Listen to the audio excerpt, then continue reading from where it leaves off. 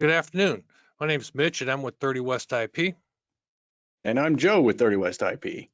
Thank you guys for joining us today. This was recorded on 9 June of 2021, so things may have changed if you're viewing this later.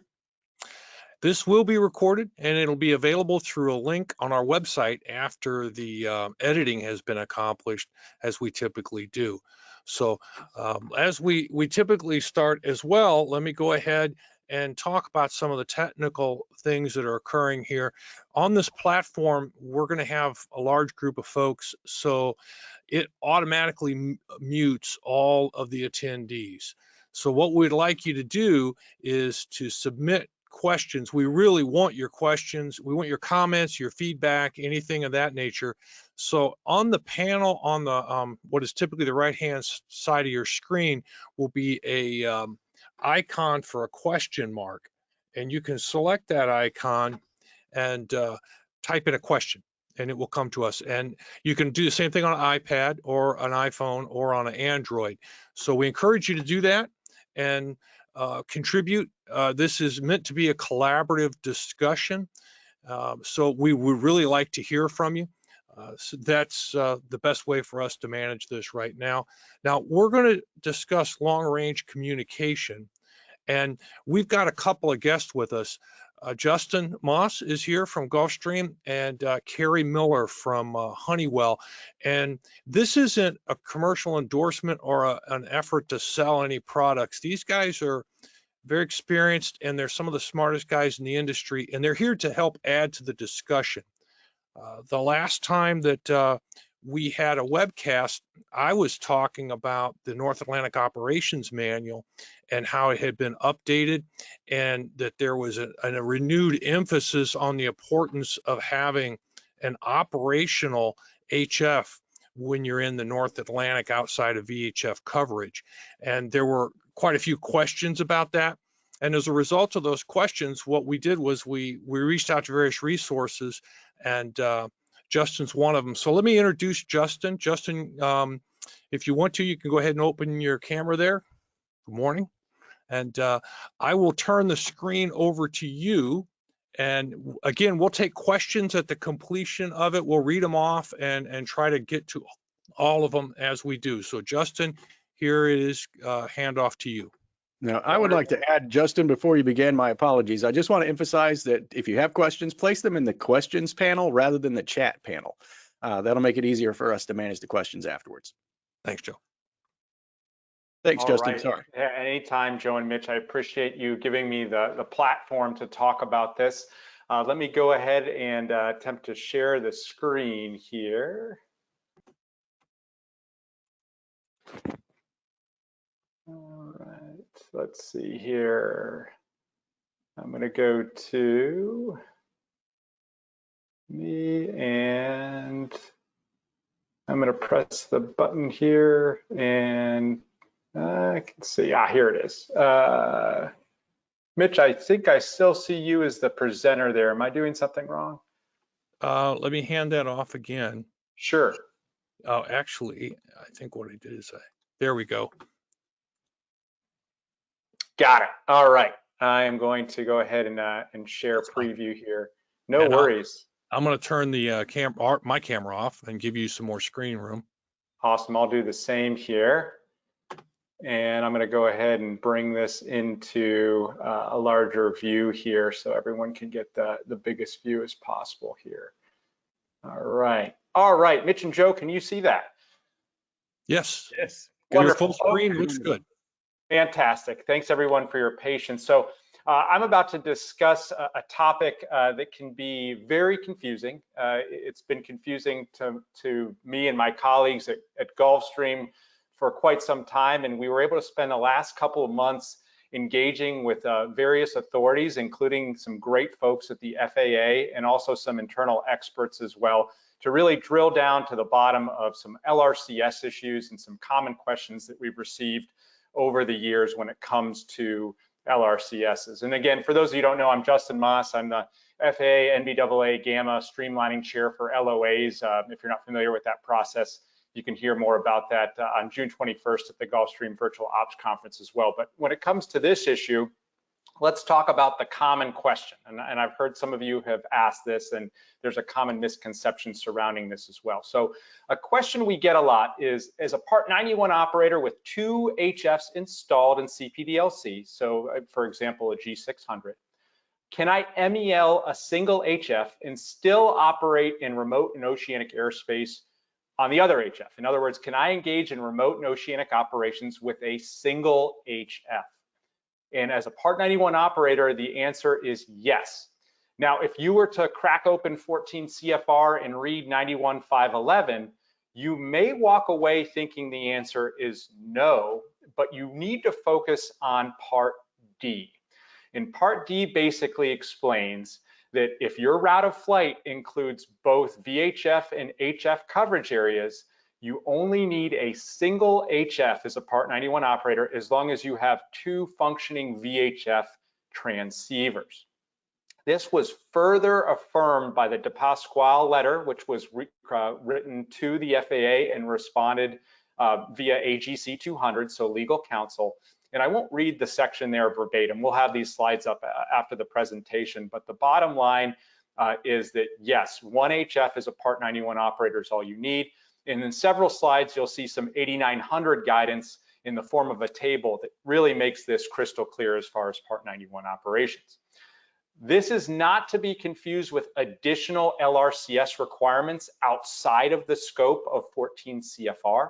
For example, data link mandate airspace such as NAT-HLA. That CPDLC requirement is an exclusive requirement of what 14 CFR requires that you have operating on board as a Part 91 operator.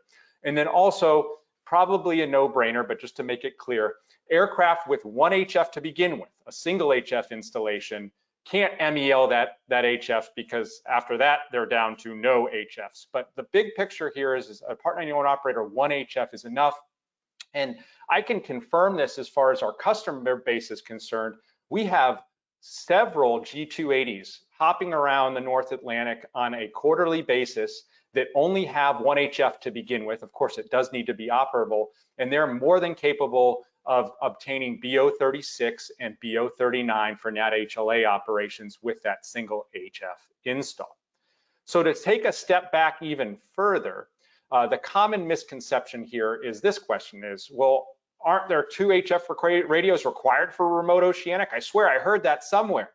And the answer for Part 91 is no. For Part 135, 2 voice LRCSs may be required, and we'll show you that here in a table on the next slide.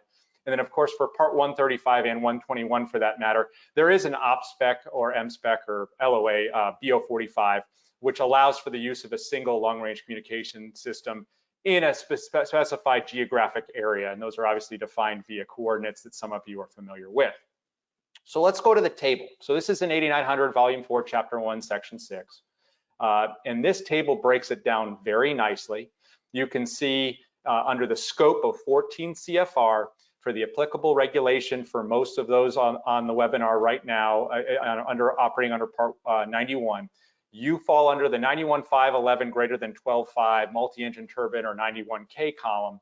And you can see there in areas outside of VHF voice coverage, only 1 HF or 2 LRCSs, both being voice, are required. The second half of that is a little bit putting the cart ahead of the horse. It deals with SAT voice, which I'll talk about here shortly. But the bottom line is that we have substantiated that 91.511D allows a 91 operator a single HF when crossing the pond. Now, that all being said, I want to mention something on this slide, and I'll mention it in a subsequent slide in a little bit. This guidance is what frames your MMEL relief. It is not what a foreign AIP states. It's not what the NAT 007 document states. When it comes to the provisos in the MMEL, this is the guidance, and 91.511D is your guidance when applying the proviso and deciding what proviso to apply. And we'll talk about that in detail in a very short bit. Let's talk about NAT-HLA. Some folks, and this may have been true in the past, but some folks come to us and say, well, doesn't the NAT-HLA airspace require 2 HF radios? And the answer is no. The 007 document calls out the requirement for 2 LRCSs one of which must be HF. And this is also repeated in AIP Canada under the requirements for Gander Oceanic as well. However, I will note in that same area of 8900, RCP 240 fans 1A CPDLC is an acceptable LRCS. So again, with a single HF and an RCP 240 CPDLC system, you're meeting the requirement that is set forth by NAT 007 and other associated AIPs. And again, to repeat the framework here, that requirement is outside of the scope of 14 CFR and doesn't necessarily apply to the MMEL relief that they'll cover here shortly. All right, let's talk about SAT voice. This is another highly confusing subject, and understandably so. So first and foremost, Gulfstream and several other OEM SAT voice systems cannot be used as an LRCS when it comes to air traffic services, ATS use. And the reason behind that is that we, nor Honeywell, sought compliance with AC 20-150 Bravo when it came to the actual device that we have installed in our aircraft. This deals with priority calling and several other features that are called out in 20-150.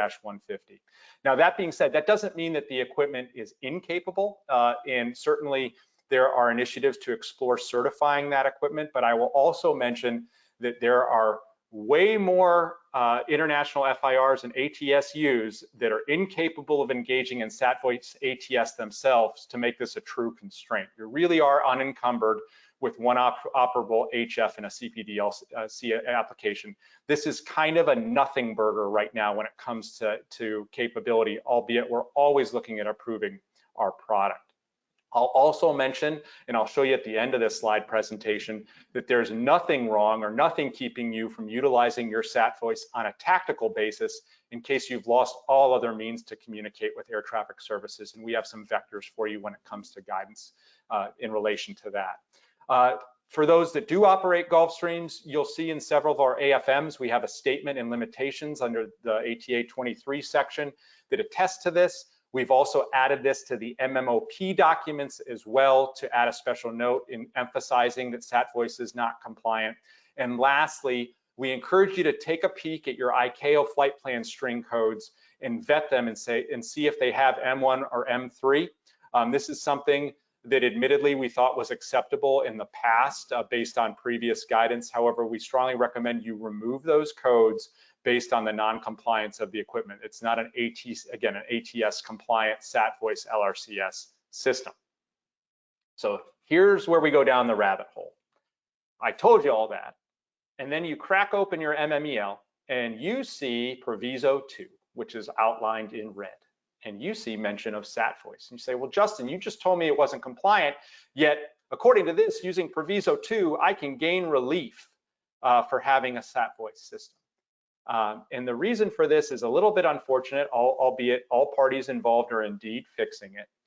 And that is that this language is known as global change language as a part of policy letter 106. So for those of you who are not familiar, occasionally the FAA will produce policy letters with language that needs to be levied against every MMEL in existence. And this is such language. We as Gulfstream are incapable of changing it, as are our fellow OEMs. And it will not change until revision 6 of PL 106 comes out, which is being worked upon by many stakeholders, including Airlines for America, who dealt with the previous revision. But I want to point one thing out. I'm going to go back up to this slide, and I want you to focus on proviso 2, and I want you to focus on the O procedure and the statement of maybe an operative while conducting operations that require 2 LRCS. As I made clear earlier, I want to try to make this as crystal clear as possible. That is delivered and articulated only in the purview of 14 CFR. In other words, that has no relation to what a foreign AIP says or what the NAT 007 says. Those are exclusive of 14 CFR requirements. They don't refer to them as at all. So again, proviso 2 really is only pointed towards 121 and 135 operations. Proviso 1 is applicable pretty much anywhere in the world based on the fact that 14 CFR only requires a single HF for Part 91 operators per 91.511 Delta. That is probably the most confusing thing I will tell you today. And it took me a while to chew on that and a lot of conversations with a lot of folks smarter than I, but that is the bottom line. And again, they are looking at improving the language here to enable 135 operators the relief they deserve from having an RCP 240 CPDLC system. All right, so let's wrap this up and get to a poll here in a second. But big picture, if you operate under LOA DO95, which automatically makes you a Part 91 operator, you should be able to use Proviso 1 to legally dispatch with a single HF because again, per 91.511D and the 8900 guidance, you only need a single HF outside of VHF coverage areas. This is where it gets a little confusing, and I encourage you again, along with looking at your ICAO flight plan code string, if you're a Part 91 operator and operator under D195, you have a serial number or N number specific MEL. Please go look in chapter 23 of that MEL and see what provisos you have. I have seen some provisos that are ignorant of 91.511D. Again, understandably, this is all relatively new to all of us. But what I would recommend that you do is if you find Proviso 1 in your MEL to be overly restrictive as a Part 91 operator, take a look at the language I have on this slide and consider applying for a revision with your principal inspector and having this go through the review process because this language supports the flexibility afforded to you as a Part 91 operator under 91.511 Delta. As a summary for Part 91, it's legal for you to operate with a single HF per the reg that you've heard me state over and over again, 91.511 Delta. RCP 240 fans 1A plus is required in that HLA. That's the data link mandate. Again, that's exclusive of LRCS requirements under 14 CFR. Feel comfortable using Proviso 1 of the MMEL for those that use it. In the event that you are, for example, in Luton and need to make your way back to Teterboro and have an inoperative HF, Proviso 1 is more than acceptable to use. And then again, I would strongly urge you that if you have D195, take a good hard look at your provisos and make sure that they offer you the flexibility afforded by the guidance that we've shown you today. For Part 135, RCP 240 fans 1A plus can act as a second LRCS and meet that 2 LRCS requirement that's set forth in 8900 and 135-165. Proviso 2 is a little bit weak now for you. And again, this is an industry effort to get this changed and account for that CPDLC relief. And that, of course, is pointed towards you as an air carrier, that Proviso 2. And then last but not least, Gulfstream Sat Voice is currently not an approved LRCS.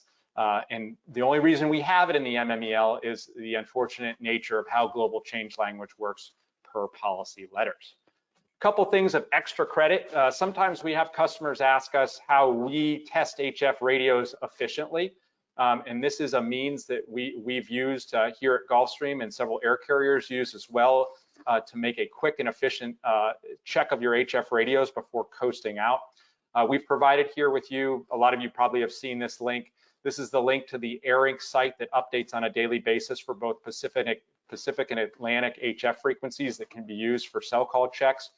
We can recommend to you that you tune to that appropriate frequency both of your HF radios, request a cell call check transmitting on HF1, observe the appropriate response from the avionics, of course, on your CAS or if it's an oral, for example, and then respond cell call check on HF2, and you've just checked all your HFs and all your functionality in one fell swoop.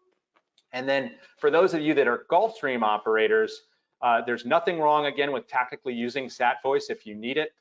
We created the Data Link Quick Reference Guides that are located in Planebook AOM 2B. If you go to that and you operate one of the aircraft listed on this slide, in the upper right, there's a little thumbnail. It says Data Link QRG, and I wrote there in section 7.4 a means by which you can kind of consider a communications fail down, and it includes instructions on how to use the Sat Voice in your aircraft.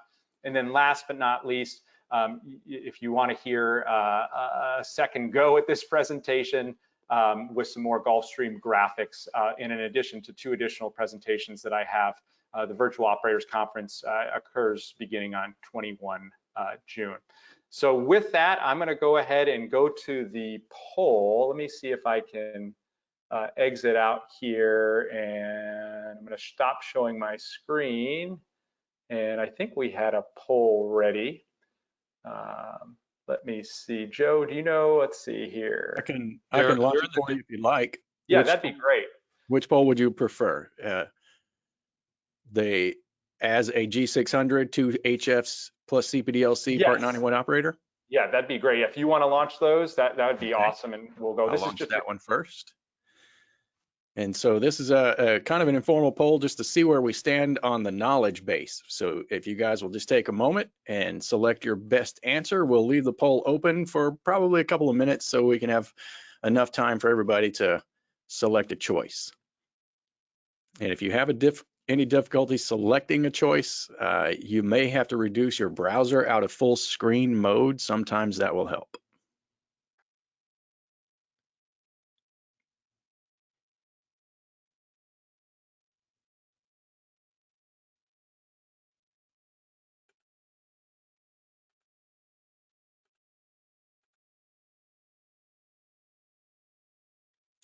And Jason Park, I see you have your hand up. If you would, just type your question into the questions panel for us, if able, and we will take your question there.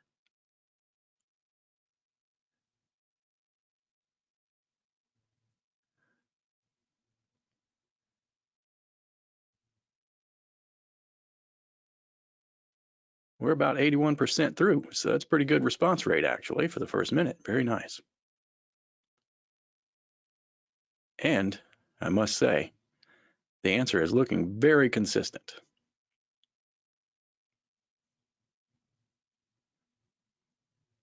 Justin apparently does a better job than I do. I don't. He's nailing it, man. He's killing my average for sure. We still have some votes climbing, so I'm going to leave it open for a few more moments. We have I'll close it in about 20 seconds. So for those of you that want to get an answer in, we're going to leave it open for 15 more seconds, and then we'll close the window.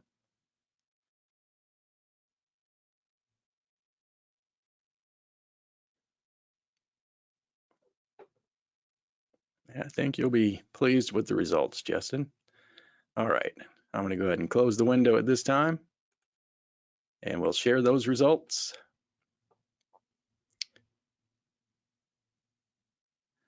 All right, excellent. And we can go to the next one if you have it. All right, and I didn't know if you had any follow-up comment on this. No, I think I'll probably get some questions from the dissenters in there, which I'll go ahead and don my flame retardant suit for, but that mostly looked positive. All right, very good. Now for the next poll, you guys have had some practice with this. We'll go ahead and leave it open for you though, for a minute or two, and let you guys have a chance to ring in your choice. And I have a question about this, Justin. In the previous scenario, meaning that you're a Part 91 operator, correct? Yes, you got it. Yep. This is strictly. I'm a good news guy, and Part 91 is definitely the best news that I can offer based on our conversations with the FAA and the like.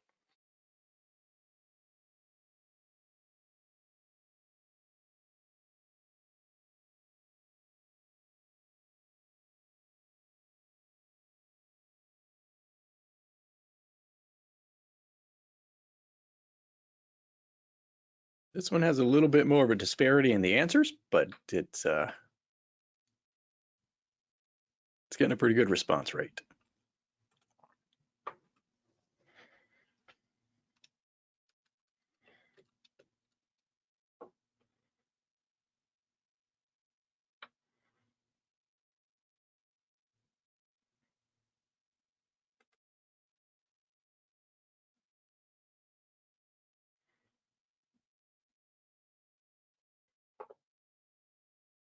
Now we'll leave it open, and we're at about 75% response this time. I think we had about 88% last time. So I'll leave it open a little bit longer for those that may want to provide an answer on this one.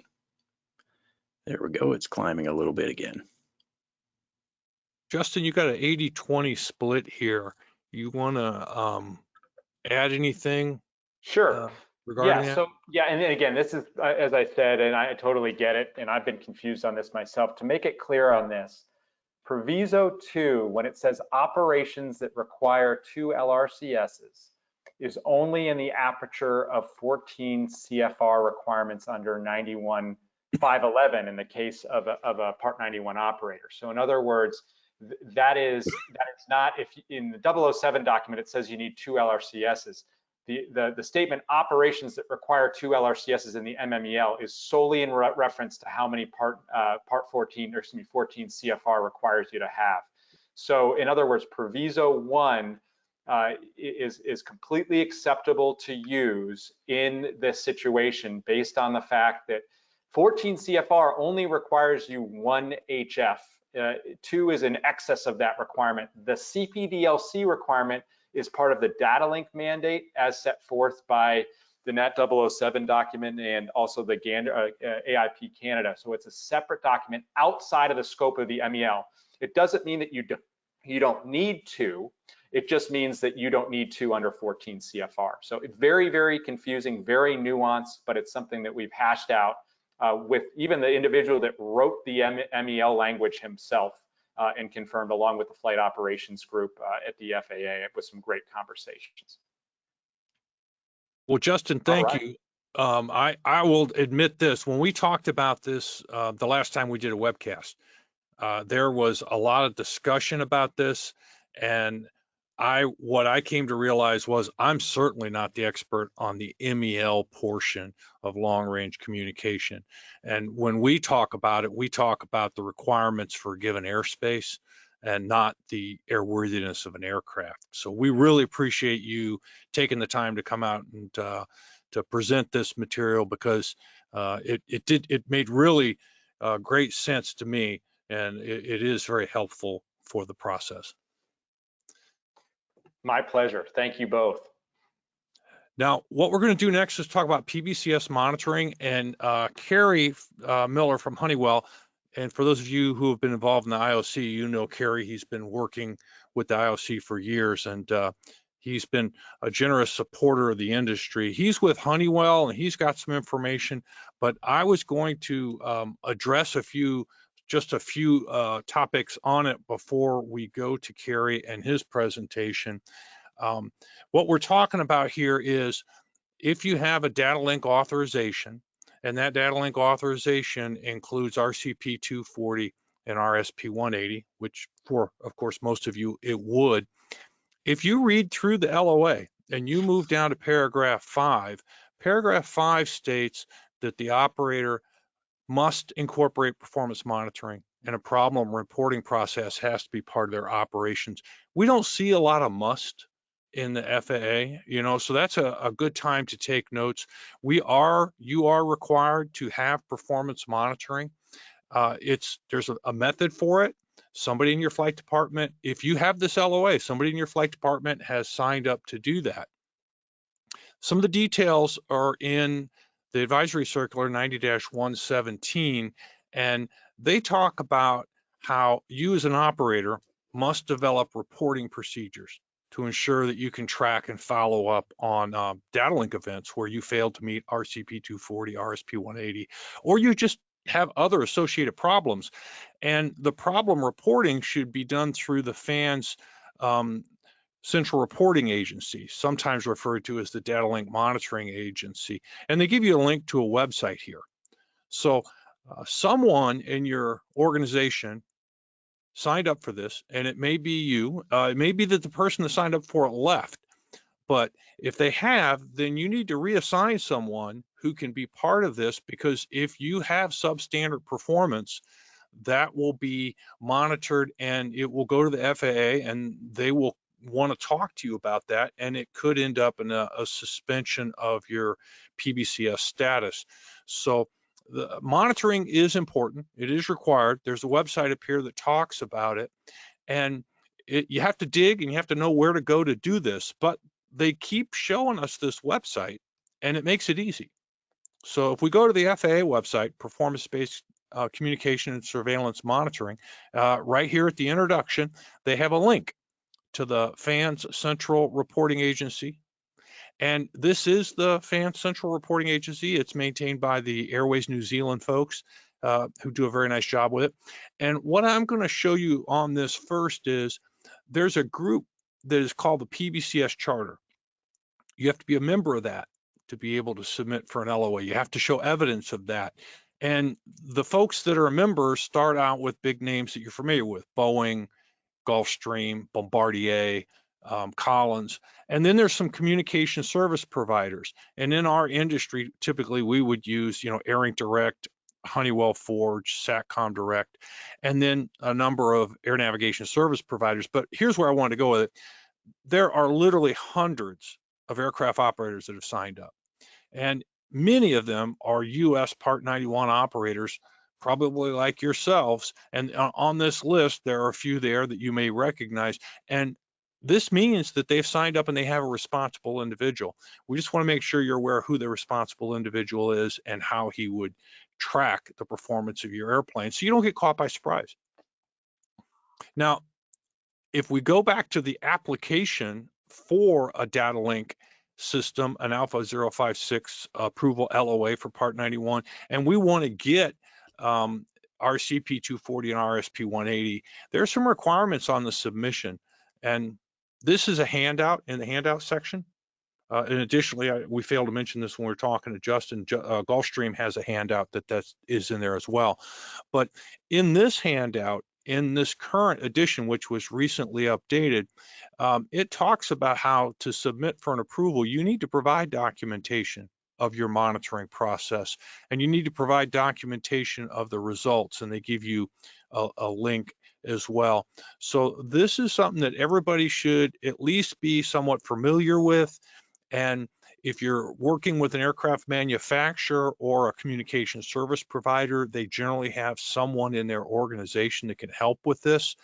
As a result of going through this with Justin last week as we prepared, he noted that in their quick reference handbook that they had a section 7.4 here, which gives you a link to the FANS CRA site. And it also identifies how a client can reach directly out to Gulfstream and contact a Gulfstream data link team. And I'm sure that Bombardier and Dassault and the various manufacturers all do similar things.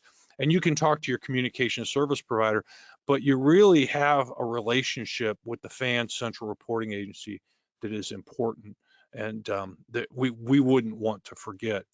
So having said that, that was simply an effort to tee up and prepare for Carey. Carey, I'm going to hand you the presenter at this time so you can begin your presentation. And then when we're done with that, what we'll do is we'll come back and we'll talk about the questions that we've got appearing.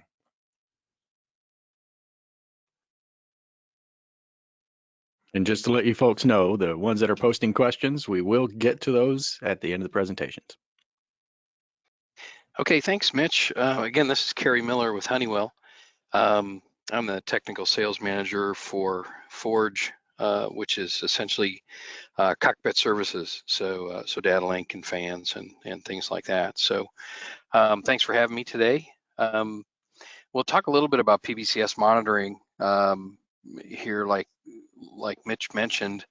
I'll go ahead and just wanted to let everybody know, just in case you haven't heard, we did have a name change. Go Direct is now Honeywell Forge. The services are all the same. They just decided to have a name change. So just want to get that out there so nobody gets confused. So Mitch covered it pretty well. What is PBCS and how does it impact my operation? Why should I even be concerned?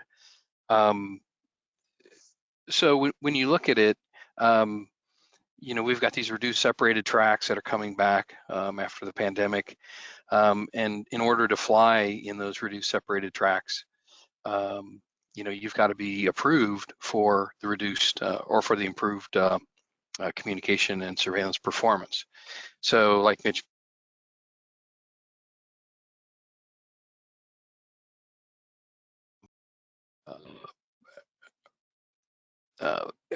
RCP 180 and our RSP 180 and RCP 240 numbers 99.9% of the time.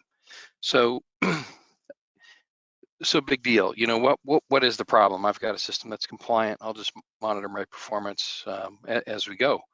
Well, you know, the report, if you've pulled it from the FAN CRA site, it's produced every 6 months, and it's usually about 3 months after that time period. So July through December, the report comes out sometimes in March, and so your performance is not available after a trip. This data is compiled during that 6-month period, and it's organized by each center. So, you know, you look at this aircraft down here. Let me get my little pointer pen that Mitch showed me, my laser pointer. If you look at this aircraft in Gander, it's a Falcon 50. There were 19 message counts, and essentially their RSP is 52.6%. Pretty bad. The problem is you don't know what date that was on. You just know it was in Gander. And so there's this big void of additional detail, you know, so you don't know how or when your performance was poor. So it could be 9 months ago, and trying to remember exactly how a trip went 9 months ago is pretty tough. So, but like Mitch mentioned, you know, as part of your LOA, you're required to monitor the performance for your flight department. So big deal. What if I'm not meeting the criteria? You know, there are some operations that I've talked to in the past that have had to fly outside of the reduced separated tracks. But just imagine, you know, if now the reduced separated tracks are in the center, and now you start, you know, once the traffic increases, you start getting pushed outside of these tracks, and that could be 20 minutes on each side of the crossing. So you're talking 40 minutes, you know, at $5,000 an hour, you're talking $3,000, just one per leg. And so, and then the difficult thing here is if you're not compliant and they adjust your LOA so you can't fly in the reduced separated tracks, you know, they're talking about you providing enough proof that you can meet the performance standards again. You know, something like 100 message counts.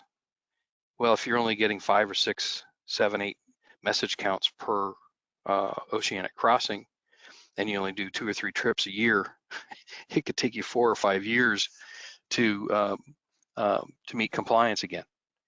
So it's something you really want to stay on top of. So here's a good use case of an operator that I know.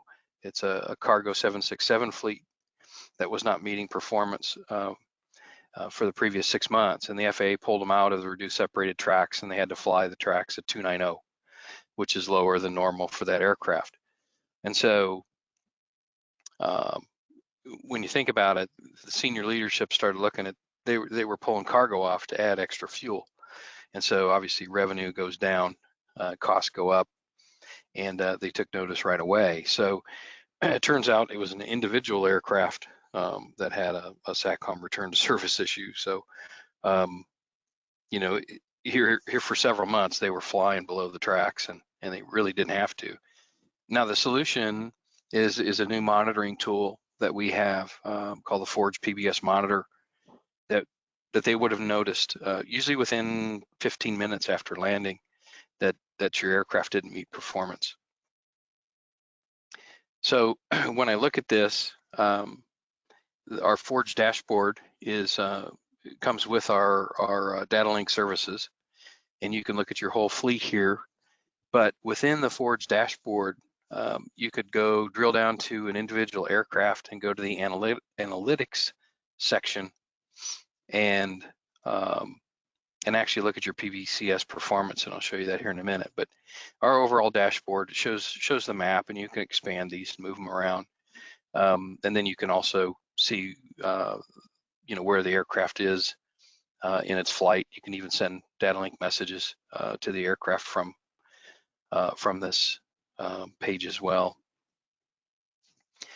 So the PBCS dashboard, you go to the individual aircraft and then you select analytics and then you select PBCS. And so what this ends up giving you is a report, within a few minutes after landing. And so so it's a real helpful tool. So here's what the page looks like. You can see, sorry if you can't read this, on this particular day, I had 35 ADSC messages, and some of them I didn't meet performance, and some of the CPDLC messages I didn't meet performance either. So what you can do is you can download the report for this particular leg, or you can go up here and download the report for this month. So that'll give you a good snapshot of how the aircraft is performing on a month-to-month basis. The report looks like this. So it's very similar to the report that you get from the FAN CRA site, except we give you date and time and position where we can, and what FIR you're in. And so it's very detailed information, and we've got some new things coming out shortly to expand on this, to give you some additional information to help you find out, where the problems occurred and what they might have been. In this case, you can see most of these ADSC reports are within 10 seconds. But here was one that, it went to 999 seconds. It was a CPDLC message that somebody must have missed and not responded to. So it was a fail. And then you go down a little further and, you can see some of these are still pretty good, 50 seconds, 28 seconds.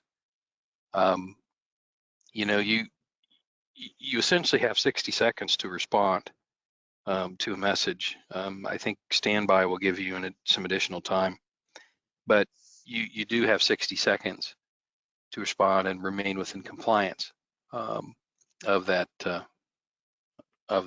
240 seconds. But then down here, there's an ADSC message that was missed. A lot of times we'll see where it might have been a media transition. So, it might have reached out initially to, since it's near the end of this trip, it might have reached out to a VHF station somewhere along the lines, and then it tried to send the message, didn't go, and it's actually an ARINC spec where it tries 6 times to send that message via VHF, and then it'll send it SATCOM. So, but this tells you near the end of your trip, you failed in that area. Now, a lot of times we'll tell folks to put that third comm, into voice, and that will actually force the system to use SATCOM only.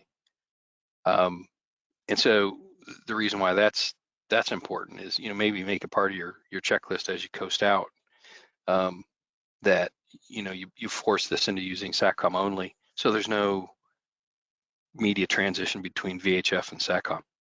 So just a suggestion, but that might help in cases like this. And then on the other side of your checklist, you could have turn the VHF back on. So so how do I get it? Today, with at least as part of our offering, we're providing the new Forge Data Link PBCS monitoring tool as part of our Data Link services, and we're going to offer a special today where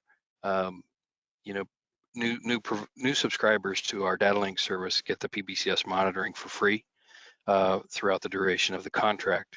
And so, and this will be valid till the end of August. And then just when you sign up for this, just mention the 30 West IP webinar, And then the contact is listed here at sales@Honeywell Forge, honeywell.com. And so, this is a tool that we are going to continue to improve on. But there's quite a bit of value to look at each trip and then find out how you're performing. Because, if you've got several trips in the Pacific, but you're still using fans, it still goes into your overall average for that 6-month period on how your aircraft performed. So just because you're not flying the North Atlantic doesn't mean you shouldn't be keeping track of this and making sure you're up to speed. Okay, well, that's all I had. I don't know if you have any additional comments, Mitch. I just did. You and I were talking. You had a client who was having a problem with an airplane, and I talked about how some of the aircraft manufacturers have teams to support that, but so do the CSPs, correct? You were helping to investigate the nature of the issue and resolve it, if I remember correctly.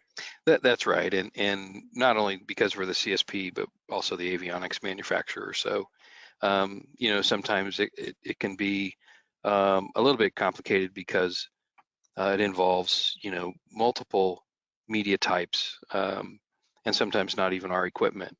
So it does take some time to work through those issues, but yeah, we support it. And I'm gathering that if you were to get ahead of this, if there was an issue with an airplane, you'd be able to actually resolve it before it shows up at the CRA site and would actually go through the process of FAA notification. So you'd be able to stay ahead of that process.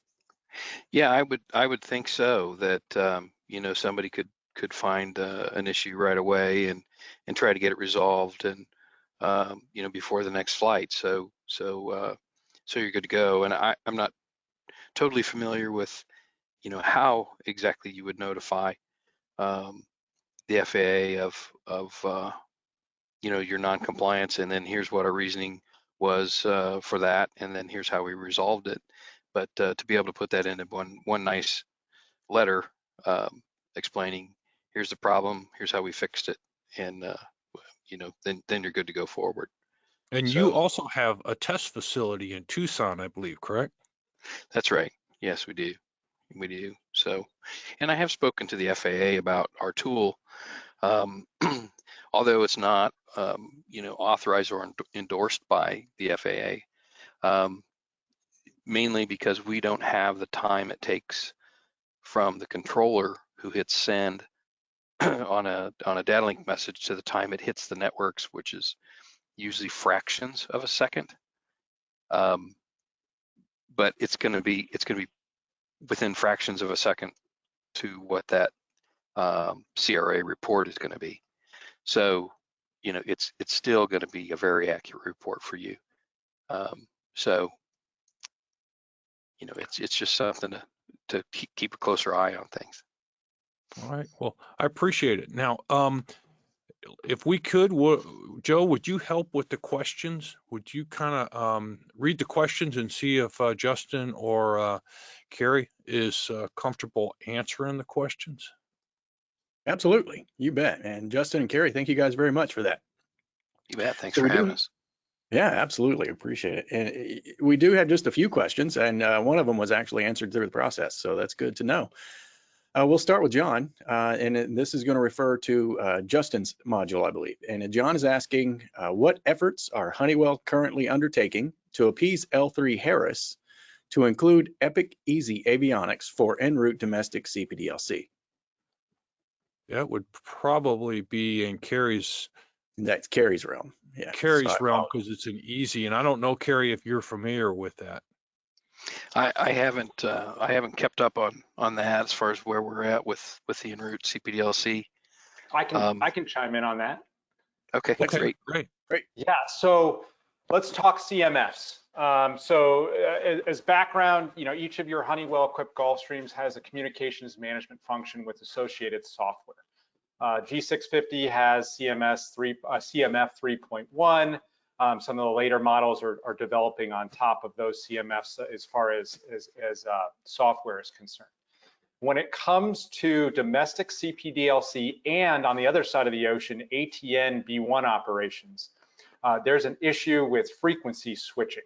And on the domestic side, the FAA has basically defined a level of success, 99.5% for transaction rates for the CMF and what it would need to be capable of, or what the requirement is 99.5% to be capable of engaging in domestic en route CPDLC. I can provide you offline if you'd like some of the white papers we've written on that, but the bottom line is we are working arduously with Honeywell on new CMF software. It depends on what fleet you are flying, but we fully anticipate as we move forward in having a CMF version 3.5 or subsequent that will fit that 99.5% transaction bill. And there's a little bit more backstory with ATN B1 as well, but the bottom line is we're working hard on it. In my current position, I watch G700s launch every day, and part of that testing will go backwards, fleet backwards as far as the CMF is concerned. So I don't want to bore the audience too much with it, but long story short, we're working hard on it, and please reach out to me either via Joe and Mitch or directly justin.maas@gulfstream.com, and we can provide more communications. Excellent. And John did give a follow-up comment on that, and I think it goes in what we were saying. He said CMF version 3.0 is the minimum acceptable CMF software. That's probably accurate today. Joe, as you said at the beginning of this conversation, things are dynamic, but please reach out to us and we'll engage more on that. Absolutely. Good. All right.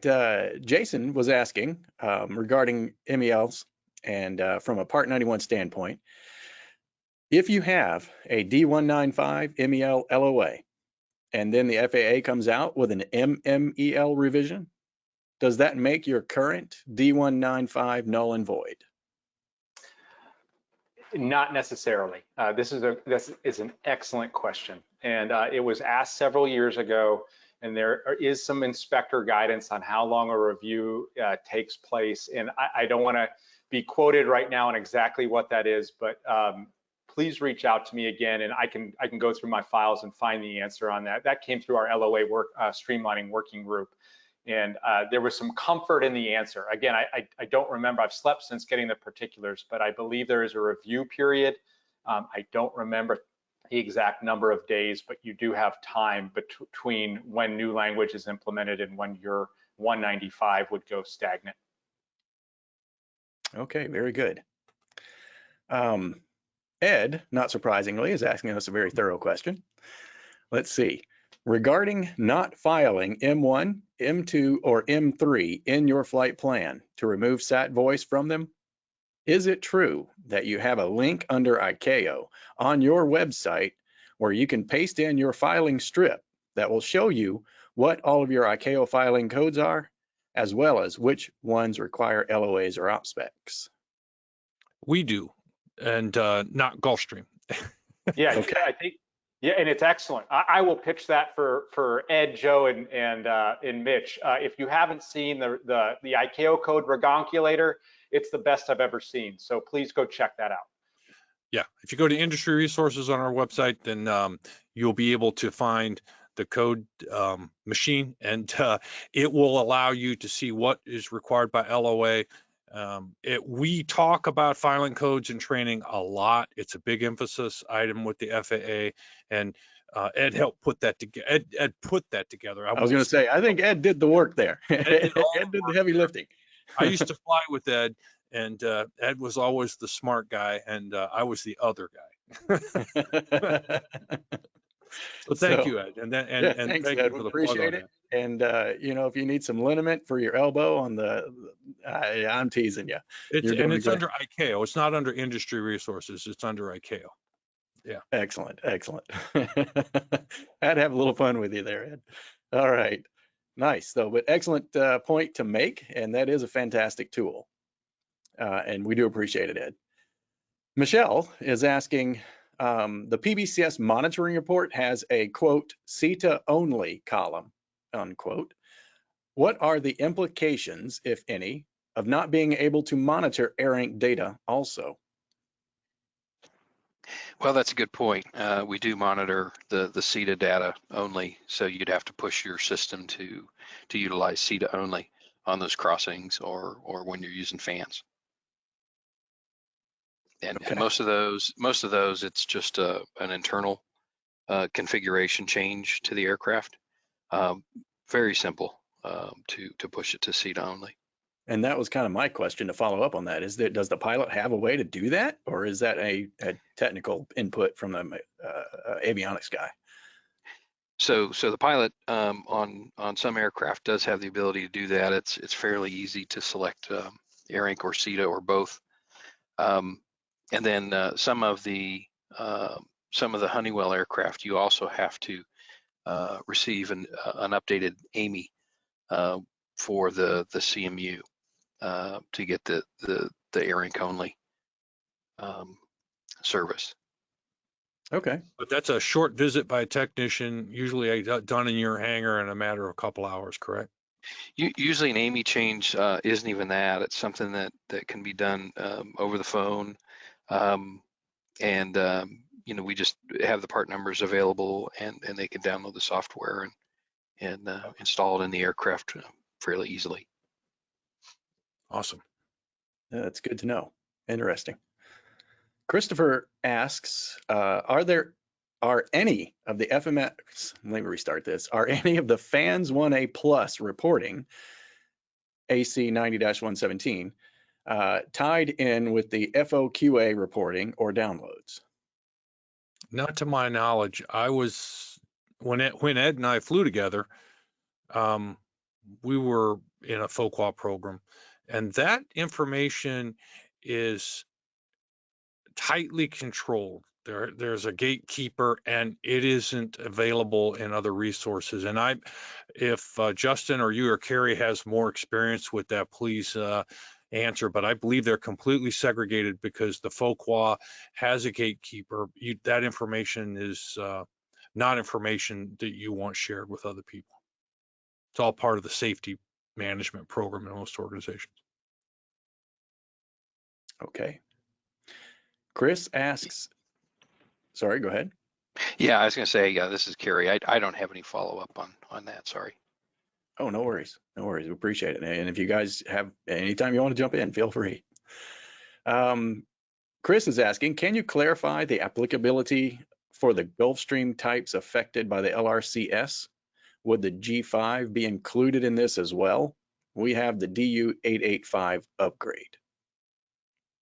Hello, yes. The applicability really, I tried to be as aircraft agnostic as possible in the presentation. Bottom line, if you have a single HF and an RCP 240 fans application, which it's been a while since I've been in a DU-885 airplane, but I believe we have the AFM statement in the AFMS for DU-885 that calls out RCP 240. I will check, but as long as that's in there, that you're good to go at that point. And then as an add-on, we have the NBAA domestic ops chair listening in, and he did some research going back to that MMEL question in regards to how long do you have to, how long do you have before you need to make a change to your D195, and it's in FSIMS. Operators must incorporate MMEL changes that are more restrictive into their MEL and submit them for review and approval within 90 calendar days of the MMEL date. So you got 3 months of leeway there to make that change, and hopefully your principal inspector has that time and bandwidth to make the change. That would be really an important thing, to have a relationship with the people that do the manual, that they could respond that quickly. There are a lot of people that do MELs, and the response time from your MEL provider would be critical if it were 90 days, because I have seen that go rather slowly. Very good. And Jason is asking, is it possible to get presenter contact info on the 30 West IP website? Well, you certainly have Mitch and me, but as far as getting Carey and Justin's info on the website, or how can we get the info to them? You can email me and I'll send them your email so they can reach out to you. Then that should be fairly easy. Yeah. So if you just email me, I'll share it with an email string with them. You bet. I'm And good with that, Mitch. my email address is mitch@30westip.com. That's negligent of me not to have that up there. And likewise, I'm Joe at 30westip.com. So Yeah, feel we're not really sophisticated people and we don't have passwords. All right. Well, that sums it up for the questions we currently have. If anyone else has any, feel free to ask. We'll certainly take them.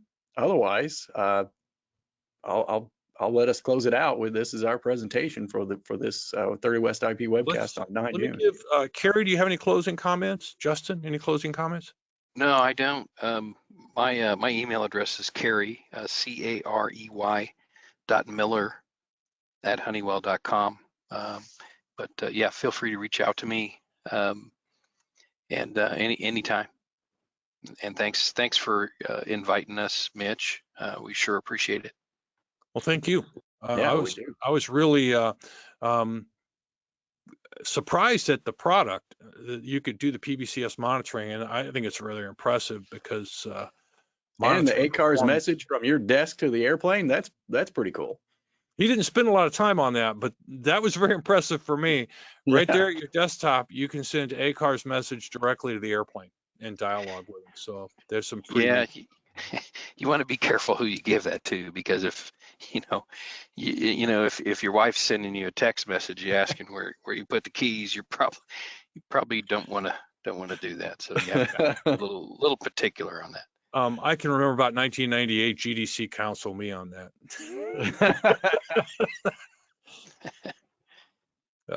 Justin, anything you'd like to add? I want to thank you, both you and Carey. Big thanks, because this is really a topic you're far better informed on. No, this has been great, guys. I always appreciate the platform, and again, I understand it's a incredibly confusing issue, and I'm always available. Please reach out, justin.maas@gulfstream.com, and if I can't find the answer, I'll try to find someone who can, or I'll just forward it to Carey. I personally would want to thank you, because when we talked about this last time, a friend of mine, Steve Thorpe, said, you need to really nail down that deal about the MEL. And I said, I wouldn't touch it with a 10-foot pole. I will work hard at finding somebody who might. One late comment just came in from John asking, he says, talk about the CPDLC trial for Gulfstreams, en route domestic, that is. Domestic. Sure. Justin, I'm sure you're familiar with that. Reach out to me, and if you haven't gone on mygulfstream.com, we have a website that outlines who is eligible for that trial. But the bottom line, I'm glad you asked, there's some confusion on this as well. For the aircraft that are trial eligible, of which we have a list, the NOTAM that applies to business aviation prohibiting the use of domestic en route CPDLC does not apply to you. I would implore you to check your LOA AO56 to ensure that you do not have the domestic operations restriction on the far right column. If you do, be sure to reach out to me, and we'll engage with AFS 400 and your respective principal inspector, and we'll attempt to get that removed because generally speaking, we've run into that once already, where an operator, a G280 operator, had that restriction under limitations, but they are trial eligible. And again, I'll get you that website. We have the PowerPoints on there, along with the data link quick reference guide, which make you as an air crew able to engage in the trial, if that answers your question. Yeah, and here's an example of the limitation right here. Yeah, and excellent, good. And John was basically saying he brought the question up so we could educate everybody else on it. So that's good. Appreciate that. All right. Well, thank you. At this point, we'd like to just let you go on with your day and tell you how much we appreciate you being part of this. This was an attempt on our part to have a more collaborative discussion. And I want to thank Joe for helping keep me technically straight through this whole thing and not fumbling around as bad as I sometimes do. I got lucky. Okay. All right. Well, thank you very much. And here we go. Off. Thank you, guys. Have a good one. Thanks.